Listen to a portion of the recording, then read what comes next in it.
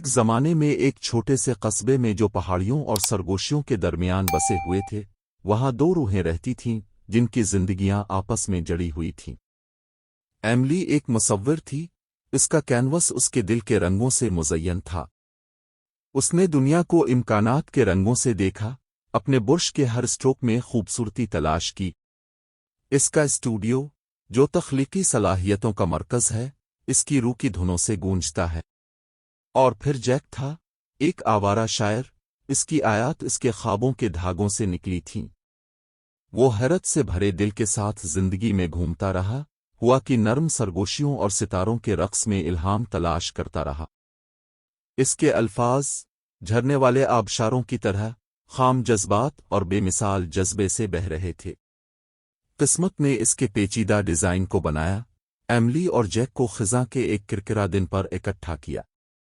ان کی ملاقات تتلی کے پروں کی پھڑپھڑاہٹ کی طرح بے تکلف تھی، پھر بھی سمندر اور ساحل کے بے وقت گلے کی طرح گہری تھی۔ ان کی محبت ایک نازک پھول کی طرح کھلتی ہے، ہر پنکھڑی ان کے پیار کی گہرائیوں کو ظاہر کرنے کے لیے کھلتی ہے۔ ایک ساتھ وہ جنگلی پھولوں کے ساتھ جلے ہوئے میدانوں میں گھومتے تھے، ان کی ہنسی سنہری کھیتوں میں گونجتی تھی۔